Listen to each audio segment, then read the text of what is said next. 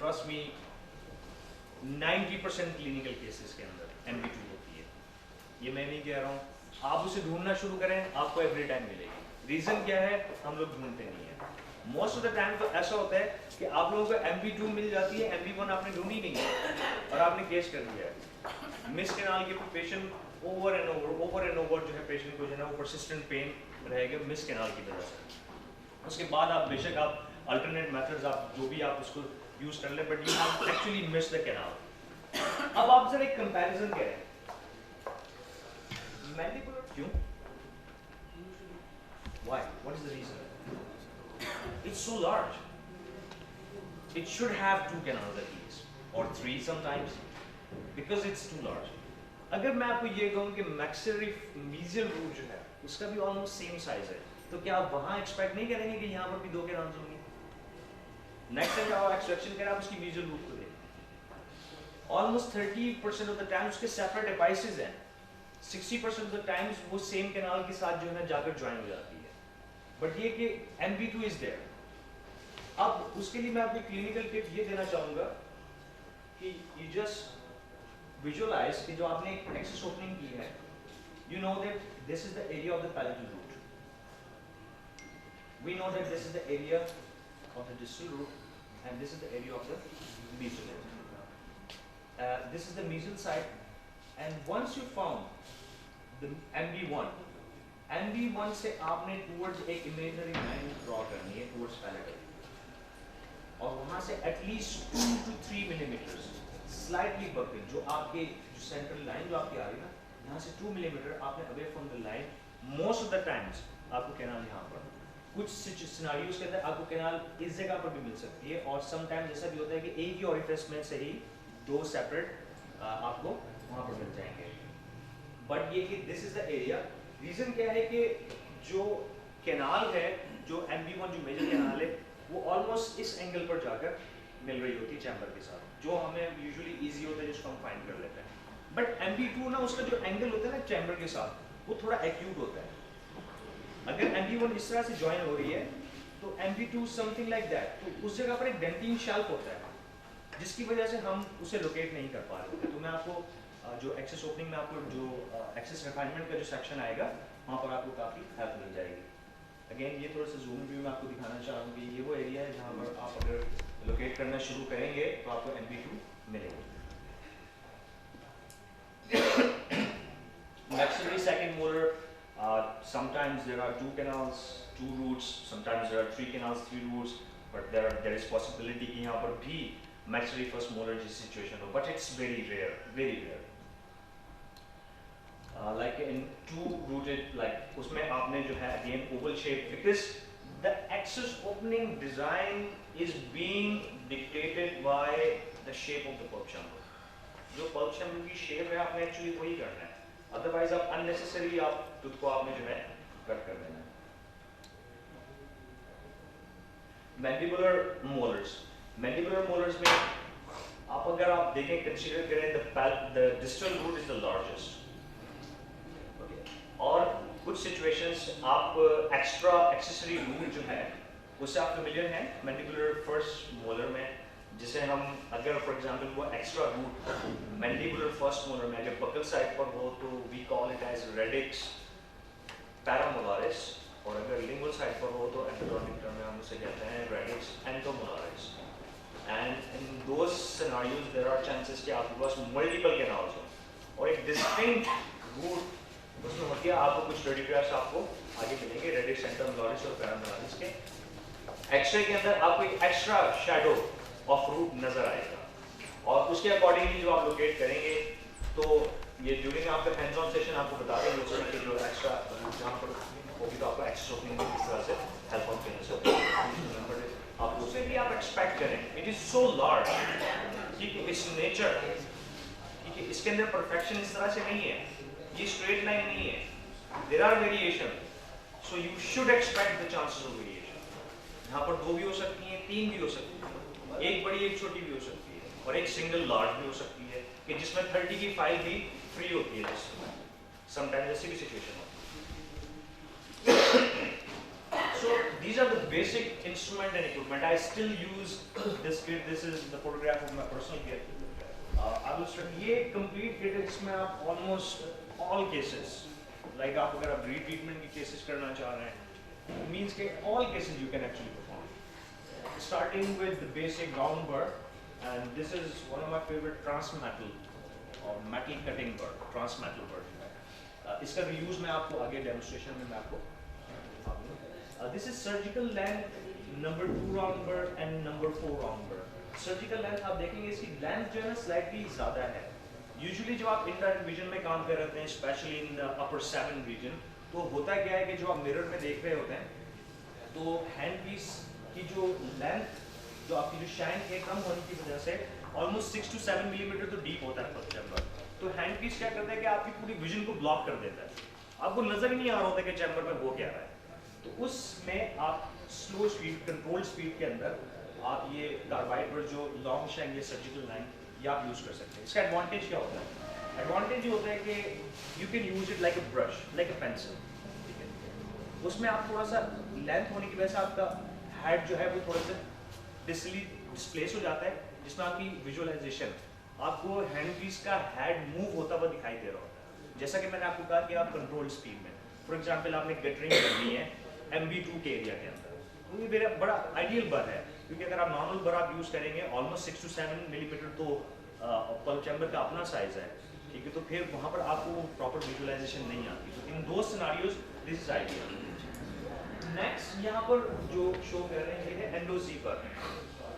First of all ये design किया था डेनिस प्लान है, बट उसके बाद काफ़ी मैन्युफैक्चरर्स आ गए.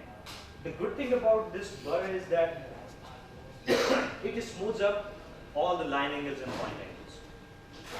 It smooths, it refines the axis cavity. इसकी टिप जो है डोम शेप है, नॉन कटिंग है.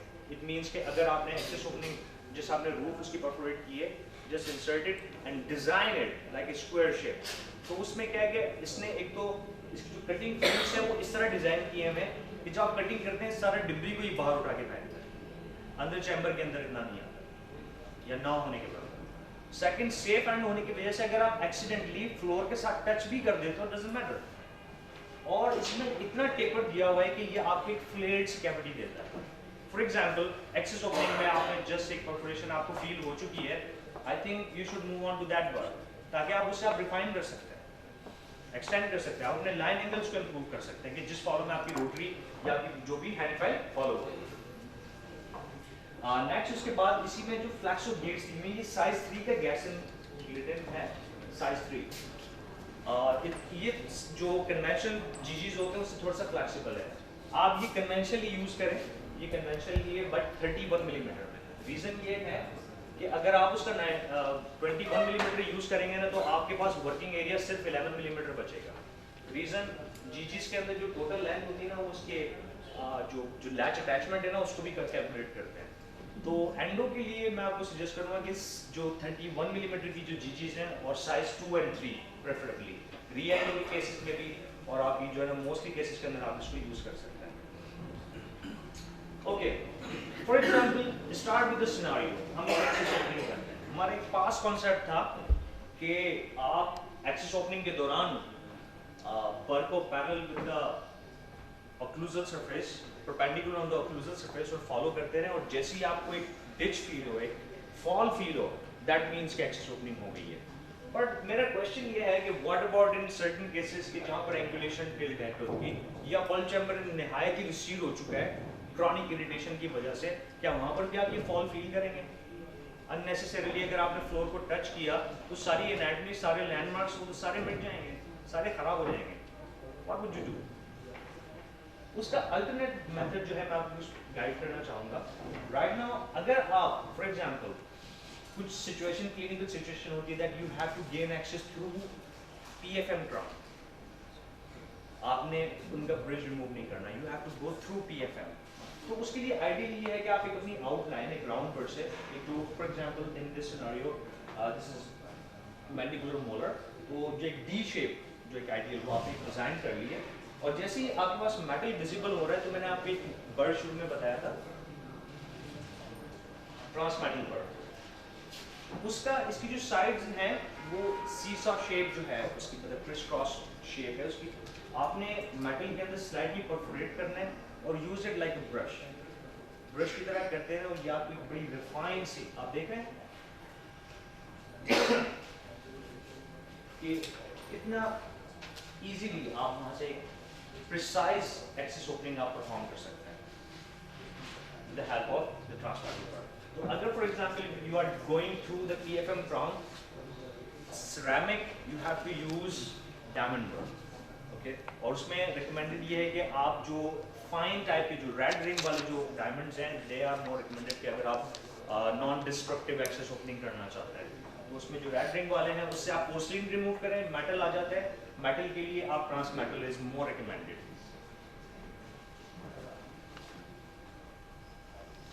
Okay, once you are through, अब उसके बाद आप डेंटिंग रिमूव करें। मैं आपको एक्सेस ओपनिंग का एक्चुअली न्यू स्टाइल जो बताना चाह रहा हूँ ये कि आप एक पहले आउटलाइन बना लें और उस आउटलाइन को डीपली फॉलो करते रहें। You should know the length of the instrument because most of the times 6 to 7 millimetre के ऊपर आपको roof of the pulp chamber मिल जाती है। और अगर कैल्सिफिकेशन है भी 2 to 3 मिलीमीटर, अगर आप लेट्स सपोज इंक्रीज भी करते हैं तो you are still safe because you are not waiting for the feeling of that tactile feeling, ठीक है? You are already very conscious. This is Endodontic Explorer. It's like, it acts like your tiny fingers. So it's also recommended कि आप उसको भी use करें. De-roofing method उसमें ये कि for example once you have perforated through the roof, तो आपने अब वो round पर आप जो use कर रहे हैं उससे आप in and out की motion दिया करें rather than कि उसको आप wall के साथ attach करें। क्योंकि काफी लोग ना wall के साथ round bar को attach करते हैं, उससे क्या problem होती है? गाउजिंग हो जाती है। मींस ऊपर से एक्सेस ओपनिंग नैरो होती है बट अंदर से वो वाइड हो जाती है, उसका फिर एक रेजिस्टेंस फॉर्म के ऊपर बड़ा असर पड़ता है क्योंकि टूथ ऑलरेडी कन्वेक्स शेप में है और अगर वो अंडरमाइन हो गया तो वो स्ट्रेस ज्यादा असर नहीं ले सकता। और मोस्टली अगर कुछ लोग उसमें एमएलगम कर देते हैं तो कुछ अर्से के बाद वो फ्रैक्चर भी हो जाता है just because of loss of the resistance form. Okay, so whenever you are performing the access opening, ये 3 जोन्स आपके माइंड में होने चाहिए। एक आपका सेफ जोन है, एक आपका कॉशन जोन है और दूसरा आपका डेंजर जोन है। What I mean by safe zone कि इस जोन में स्पीड और एंगुलेशन ये दोनों चीजें इतना ज्यादा मैटर नहीं करती because you are just getting the access. But when you are in the caution zone, whatever bird you are using, you have to be aware about the speed as well as its angulation. Otherwise, you will follow in a wrong direction. और जब आप in the danger zone, you should control your handpiece, speed, and you have to be very strict about the angulation. Okay? उसके अंदर आपकी एक refined, एक proper access cavity बन सकती है without irregularities.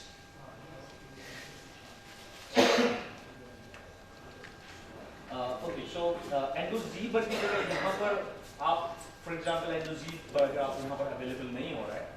Objective हमारा ये है कि we have to make the walls smooth. Smooth wall के क्या एडवांटेज है? एक तो आपने कैविटी को जो है थोड़ा सा फनिल शेप किया है, नंबर 1। नंबर 2, जो स्मूथ वॉल होती है they reflect more light, it improves visualisation, it removes unnecessary dentin, so there is no stress on your rotary file system. Excuse me sir, sorry sir आप comfortable है तो question हम दरमियान में कोई आता जाए तो पूछते जाएं या होल्ड करें? सो एक्चुअली इसके लिए हमने डिसाइड किया था कि जो हमारा 101 क्लिनिकल सेशन जो होगा ना उसमें आपके पास ये चीज़ें दोबारा हमने आपको स्टेप बाय स्टेप बतानी है। तो अगर इफ़ यू डोंट माइंड कि अगर आप 101 सेशन के अंदर आपकी जो भी क्वेश्चंस हैं if we are dedicated to you, हम आपके साथ ही होंगे। अगर उस वक्त अगर आपकी question, thank you, sorry. Okay, initial access के बाद don't rush towards any stiffer or larger instrument because जो first thing जो पहली चीज होती है ना वो होती है negotiation। कि आप देखें, आप ऑब्जर्व करें कि नंबर ऑफ कैनाल्स, उनके ऑरिफिसेस, उनका रिलेशनशिप क्या बन रहा है, एंगुलेशन क्या बन रहा है, पेटेंसी है या नहीं, ऑब्स्ट्रक्शन है, कैल्सिफाइड तो नहीं है, ये इतनी सारी चीजें मैंने आपको बताई। तो इनिशियली फर्स्ट ऑफ ऑल आप जस्ट स्काउट करने के लिए फाइलिंग करते हैं, ना कि आप पल्पैक्टमी, अभी टाइम नहीं है। समटाइम्स आपको ओरिफिस फ्लेयरिंग की जरूरत पड़ती है, बट ओरिफिस फ्लेयरिंग के लिए मैं आपको एक क्लिनिकल टिप देना चाहूँगा। जब भी आप जीजीज यूज़ कर रहे हो, काफ़ी लोग उसको ड्रिल कर रहे होते हैं कैनाल की तरफ। Never do that. आपने देखा जीजी का डिज़ाइन किस तरह से है, उसकी tip guiding and non cutting, और उसकी जो कटिंग है, जो कटिंग ब्लेड्स है, it's like a belly, it's like a balloon. तो आपने यूज़ कैसे करना है? You have to use only the belly of the bird। ठीक है, आपने उसकी टिप यूज नहीं करनी है, आपने सिर्फ उसकी बैली को यूज करना है और उसे एक शेविंग मोशन देनी है अगेंस्ट दैट रिस्पेक्टिव वॉल। ठीक है, आपने कैनाल के अंदर ड्रिल नहीं करना। रीजन, कैनाल के अंदर अगर कर्वेचर है तो ये अंदर लैच बना देगा। ठीक है, और ये कभी फ्रैक्चर हो सकता है। इसका काम है सिर्फ रिफाइनमेंट। आप देखें यहाँ पर क्या कर रहे हैं, किस तरह से यूज कर रहे हैं। एक पेन ब्रश की तरह यूज किया जा रहा है इसको। Stop thinking them as drills। ये drills नहीं है, these are your artistic instruments। ठीक है, ये आपके brushes हैं। आप देख सकते हैं कि वो जो required, जो excess dentin है, आपने जस्ट उसको smooth out ही तो करना है। So access refinement, हमारा objective क्या है? Access refinement, access opening तो सभी कर लेते हैं। ठीक है, access opening होगी, उसके बाद pulpectomy भी होगी, मैनुअल प्रोटेपर भी कर लिया, ऑब्जर्वेशन भी हो। बट जब मैं कह रहा हूँ कि एक्सेस रिफाइनमेंट, इसका मतलब क्या है? मीन्स कि आपके पास एक straight access in all canals, आपकी without moving the mirror you can see all the canal orifices inside the mirror. ये आपकी एक्सेस रिफाइनमेंट होनी चाहिए। उसके लिए फॉर एग्जांपल मैं आपको एक एनालॉजी दूंगा कि समटाइम्स ऐसा होता है कि when you try to negotiate the canal, sometimes you can negotiate in the first attempt, sometimes आप हिट कर रहे होते हैं, ऐसा लग रहा था कि ब्लाइंड वॉल के ऊपर हिट हो रहा है बट कैनाल के अंदर नहीं जा रहा। रीजन क्या है? रीजन है यहाँ पर वो डेंटिन शैल्क। मैंने आपको थोड़ी देर पहले बताया कि नेचर स्ट्रेट लाइन नहीं है, नेचर में कम्प्लेक्सिटीज है। कैनाल्स कभी भी चैम्बर के साथ इस तरह से नहीं मिलती, वो एक एंगल के साथ मिलती है। इसके बाद वो अपने साथ एक डेंटिन के एक शैल्क छोड़, जिसकी वजह से आपको समटाइम्स आप उसी वॉल की तरफ हिट कर रहे हैं, इसकी वजह से आपको ऑब्स्ट्रक्शन हो रही है, फाइल प्रोसीड नहीं हो रहा। बट समटाइम्स जब आप उस जगह को टच किए बगैर आप इंसर्ट करते हैं, you are directly going inside the canal.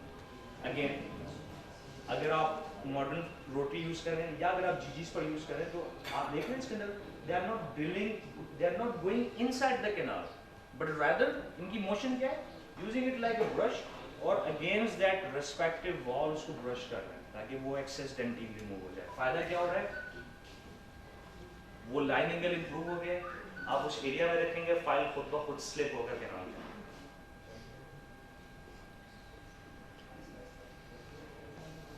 Next session हमारा जो है वो यूनियन शेपिंग का है, एक्चुअल रूट कैनाल प्रोसीजर। अच्छा, मैं यहाँ पर आपको ना कुछ कॉन्सेप्ट्स देना चाहता हूँ, कुछ मॉडर्न कॉन्सेप्ट्स, और मैं आपको कुछ स्ट्रेटजी बताना चाहूँगा जो कि किसी भी क्लिनिकल सिनेरियो में काम करेगी। और मैं आपको एक सिनेरियो, एक सिचुएशन इस तरह से देना चाहता हूँ कि आप कोई भी फाइल सिस्टम इंशाल्लाह ताला इन फ्यूचर आप यूज़ कर सकते हैं। तो अगर फॉर एग्जांपल कि रूट कैनाल प्रोसीजर, एक इसको हमने एक जनरली जिस तरह से इसको हमने लिया हुआ है, हम इसे सिंप्लीफाई कर सकते हैं, बहुत ज़्यादा सिंप्लीफाई कर सकते हैं। अगर हम इस कंप्लीट प्रोसीजर को छोटे छोटे सीरीज ऑफ स्टेप्स में अगर इसको डिवाइड कर देना तो ये प्रोसीजर बड़ा आसान हो जाता है। अंडरस्टैंड करें मैं क्या कहना चाहता हूँ? सोचिए ज़रा कि एवरेज लेंथ क्या होती है टूथ की? लगभग 19 to 25 मिलीमीटर एवरेज लेंथ हमें पता है। और क्राउन तो क्लिनिकल क्राउन तो हमें वैसे ही नज़र आ रहा होता है, इतना हमें आइडिया हो चुका है। बट एटलीस्ट जो हमारे पास एक एवरेज लेंथ जो है वो क्राउन की लगभग बनती है 10 मिलीमीटर के। रिमेनिंग हमारे पास तकरीबन 9 to 15 मिलीमीटर की रूट पोर्शन रह जाता है जिसका हम ट्रीटमेंट करते हैं। ये 9 to 15 मिलीमीटर है जिसको हम रूट कैनाल ट्रीटमेंट करते हैं, जो बड़ा मुश्किल प्रोसीजर है सो कॉल्ड। अगर इस 9 to 15 मिलीमीटर को हम डिवाइड कर दें कॉर्नल, मिडल और एपिकल थर्ड में, तो इसका मतलब क्या होगा? मीन्स 3 to 5 मिलीमीटर्स कॉर्नल में है, 3 to 5 मिलीमीटर्स ही मिडल में है और 3 to 5 मिलीमीटर ही एपिकल। अगर आप step by step Cornell, middle और एपिकल को एड्रेस करते जाएं तो you will create an ideal shape. और हम वो सारे ऑब्जेक्टिव्स जो रूट कैनाल प्रिपरेशन के लिए रिक्वायर्ड होते हैं उन्हें हम अचीव कर सकते हैं। कैसे? कौन कौन से? एक कंटिन्यूस टेपर्ड प्रिपरेशन होनी चाहिए, objective number 1, Schneider's rule। Original anatomy should be maintained, Schiller's rule। Position of the foramen should be maintained, Schiller's rule। Foramen as small as practical, Clifford's rule। Means ये सारे यही rules. अब जो मैं आपको कहना चाह रहा हूँ कि Cornell third, middle third and apical third, इनको आप सेपरेट प्रिपेयर करें। इट्स वेरी इजी, जिसको हम इन अदर वर्ड्स कहते हैं क्राउन डाउन प्रिपरेशन। जो मॉडर्न रोटरी सिस्टम है वो इसी पैटर्न को फॉलो करती है। रीजन क्या है? एक तो ये कि आप bulk of the pulp remove कर देते हैं। सेकेंड, फेलियर के चांसेस कम होते हैं बिकॉज आप step by step coronal third, then middle, और सबसे ज्यादा इरेगुलरिटीज जो होती हैं वो एपिकल एरिया में होती हैं। और जब हम फाइल प्लेस करते हैं तो वो फाइल मल्टीपल जगह पर बाइंड कर रही होती है और हमें जो इन्फॉर्मेशन मिल रही होती है ये नहीं पता होता कि वो कॉर्नल बाइंडिंग की है, मिडिल बाइंडिंग की है या एपिकल बाइंडिंग की है। और most of the times interestingly जो एपिकल जो एनाटॉमिकल इरेगुलरिटीज हैं वो एपिकल थर्ड में ही होती है। तो बेहतर ये है कि आप अपने कैनाल को पहले फ्लेयर करें, फिर उसके बाद आप एपिकल प्रिपरेशन की तरफ जाएं। अगर आप ऐसा नहीं करते हैं then we face some unnecessary complications, और सबके साथ होती हैं वो चीजें। We just don't know how to manage। For example, सबसे पहले क्या होता है, वर्किंग शॉर्ट किया, सबसे पहले तो कैनाल ही ब्लॉक हो जाएगी। कैनाल ब्लॉक हुई, आपने जोर लगाना शुरू किया, बन गया। अच्छा, फाइल आगे नहीं जाएगी। I will use larger and stiffer instrument। आपने फिर यूज किया, you just perforated। स्टार्ट कहाँ से हुआ था? From that simple step। Reasons क्या हैं? वर्किंग शॉर्ट, हमें माजी में एक आया कि 0.5 to 1 मिलीमीटर शॉर्ट रखें हैं। गलत कॉन्सेप्ट, हमें इस तरह से नहीं। आपकी प्रिपरेशन, आपकी ऑब्जर्वेशन बेशक 0.5 to 1 मिलीमीटर शॉर्ट हो, but your preparation should follow all the way. मैं आपको तरीका बताऊंगा नेक्स्ट। हमेशा we start with the apical preparation first। Still we know that we haven't prepared the cornal and middle। We are directly attempting to prepare the apical area। Usage of larger and stiffer instrument and how we are using them, with aggression or with light hands। आप consider करो आपकी जो inside dentine है उसकी consistency कैसी हो? Can you think of like this wall? इस wall की तरह होगी या इससे slightly soft या slightly hard होगी? Slightly soft होगी। और अगर मैं इसके ऊपर स्टेनलेस स्टील की कोई भी कील लेकर उसके ऊपर हिट करता हूँ तो क्या होगा? इरेगुलरिटीज क्रिएट होंगी। और जब आप स्टार्टिंग में starting with the treatment you don't know what's going on in the apical area and you start using larger and stiffer instrument, वो single use can create ledge and irregularities। So avoid usage of larger and stiffer instruments। Past protocol क्या था? Working short. अब होता क्या है, working shot से आपके जो इरिगेशन है, you don't care about the patency, ये कैनाल पेटेंट है भी या नहीं भी। आपके माइंड में सिर्फ ये है कि आपने शॉर्ट रखना है। इस एरिया में डेब्री पैक होता है, जो आप कटिंग कर रहे हो वो पैक हो रहा है। प्रॉपर इरिगेट ना होने की वजह से आप यहाँ से फ्लश आउट नहीं कर सकते। इवेंचुअली क्या होता है, आप you lose the track, you lose the length, block होने की वजह से ट्रीटमेंट इरिगेशन नहीं कर रहे। अगर वहाँ पर कर्वेचर है और आपने एग्रेसिव फाइलिंग करना शुरू की तो क्या होता है, that collagenous debris will deflect the file और आप क्या करेंगे कि you will start digging in another direction. Ledge किस कहाँ से, प्रॉब्लम कहाँ से शुरू हुई थी? Working short. और जब आप लार्जर और stiffer instrument aggressively forcefully apical force के साथ आप यूज करते हैं, you may perforate or may you transport the canals or perforations। तो आइडियल प्रिपरेशन सीक्वेंस क्या होना चाहिए? मैंने आपको सारी प्रॉब्लम्स मैंने शुरू में बता दी हैं कि ये प्रॉब्लम्स होती हैं। मैं आपको एक उसका सोल्यूशन क्या है वो मैं बताना चाहूँगा कि आपका प्रिपरेशन सीक्वेंस जो है वो अब ये हो कि जब सबसे पहले एक्सेस ओपनिंग कर लें तो पहले कैनाल को स्काउट करें, जस्ट लुक एट, उसको प्रिपेयर करने की तरफ ना जाए, प्री लार्ज करें सबसे पहले, कॉर्नर फिर मिडिल थर्ड, एपिकल थर्ड के लिए आप बाद में, एपिकल को भी पहले आप देखें कि जब आप कॉर्नर और मिडिल थर्ड आप प्रिपेयर कर लेते हैं तो आपकी फाइल किसी एरिया में बाइंड नहीं कर रही होती except this apical third. So whatever you are feeling is purely coming from the apical area. If everything is fine, the case is ready to pack. अगर यहाँ पे irregularities है, it needs more attention and a little bit more work. ठीक है, वो आप कर सकते हो. But you have to examine it. Finally, then you have to move to the apical third.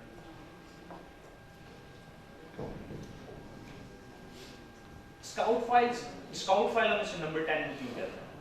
Because हमने just कैनाल की diameter का अंदाजा लगाया, हमने ये अंदाजा लगाने कि angulation क्या बन रही है, क्या कैनाल calcified तो नहीं है, क्या इसकी angulation जो communication है, कैनाल बहुत ज़्यादा divergent तो नहीं है, dilacerated तो नहीं है, जिसकी वजह से आपका handle जो है वो shift हुआ हुआ है. So you can examine this number 10 के बाद.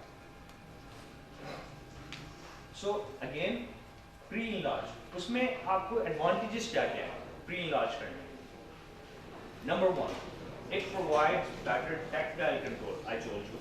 Number 2, pre-enlargement holds more irrigant, means more disinfection, and means that pre-enlargement process removes bulk of the pulp, means more comfort after treatment. Patient comfort इसमें शामिल होगी कि necrotic debris, bacterial products, everything has been removed if you just pre-enlarge first. And then scout apical third and then prepare. Finish it. Okay, now we will discuss a little bit about working length and patency. Working length techniques में तो we all know that कि हमारे पास X-ray method है, apex to catheter method है. CBCTs, for example, आजकल अगर आप किसी patient की करवा लेते हैं तो you can accurately measure that. Okay, with the like plus minus 75 microns तक की आपके पास accuracy उसके अंदर है. Okay, so X-ray method basically है क्या? You just get a pre-op radiograph, you measure the total length of the tooth, subtract -2 because that cone may increase or decrease the distance. So हम safe side पे रहने के लिए ना 2 millimetre short रख लेते हैं. उसके बाद हम एक्सरे दोबारा लेते हैं पेशेंट का टू कंफर्म. आई होप कि यू ऑल नो दैट. मैं आपको जस्ट रिकैपिचुलेट करने के लिए आपको बताना चाह रहा हूँ. रिकन्फर्म कर लें आप X-ray sir. If it needs any adjustment you may adjust it. On the curve rules, first of all you have to pre-curve the file outside and just get the idea कि उसका curvature कितना होगा. For example, in this situation the curvature is being followed like this. तो हमने file को पहले pre-bend किया outside and then we inserted. फिर उसके बाद हमने उसकी measurements करनी है. Straight फाइल को place करके हम measurements नहीं करेंगे. Pre-bend फाइल को करके बाद उसकी measurements करेंगे. Apex locators. आप में से कितने लोगों ने apex locators use किए और जो कर frequently? Apex locators are wonderful. और आजकल जो apex locators आ रहे हैं वो तो मतलब dual frequency पर काम कर रहे हैं, तो open apex में भी काम कर रहे हैं, extremely wet canals में भी काम कर रहे हैं. They are very accurate. Electronic measuring instrument है, तो ये actually आपकी जो ना distance measure कर रहा होता है कि आपका जो corner और apical distance कितना होगा, तो determines, it confirms the working length. Ideally क्या है कि आप apex locator से एक बार देख लें and then you can confirm it with X-ray. But अगर आपके पास reproducible है, then it's unnecessary to get the X-ray. Device कुछ इस किस्म का है. It has a file holder and a lip clip. ये lip clip जो है ये आप patient के lip पर लगा देते हैं और file holder में आप file attach करने के बाद file को आप जैसे insert करते हैं तो आपके पास screen के ऊपर उसकी readings आ जाती हैं. जब भी आप apex पर पहुंच जाएंगे it will give you the beep. और अगर आप beyond जाएंगे तो वो आपको alarming sign भी देना शुरू कर देगा. So apex locators are wonderful piece of equipment for environment treatment. अच्छा, मैं एक term use कर रहा हूँ patency की. आप कुछ understand कर रहे हैं? What do I mean when I say the word patency? क्या मतलब है इसका? Canal patency. It means that the canal is patent from coronal orifice to all the way to the apex. It's clean and clear. You can actually follow the path. So the working length and patency, they go side by side. Okay. So for example, if you have brought your file all the way to this is your working length. But when you just extend a little bit, for example, number 10 की आप 1 millimeter अगर आप extend कर देते हैं apex से 1 millimeter extend, it leads to non-harmful biological events. कुछ नहीं होता, but it's confirmed कि वो area patent है, open है, ठीक है. Ideal usually जो है उस area का जो average size जो है जिसको हम देखते हैं, it's around 0.8 to 0.6 millimeter. अगर आप number 10 की फाइल जो है, number 10 की फाइल को अगर आप देखते हैं, what is the size of number 10 on the tip size? 0.10. When you are extending it 1 millimeter, means 2% increment, means 0.12. Non-harmful. हाँ, अगर आप 15 की फाइल को लेकर जाते हैं, it will lead to, it may lead to, okay? इतना ज़्यादा एक्सट्रूजन ऑफ डिब्री नहीं है. It's highly means कि इसके में कुछ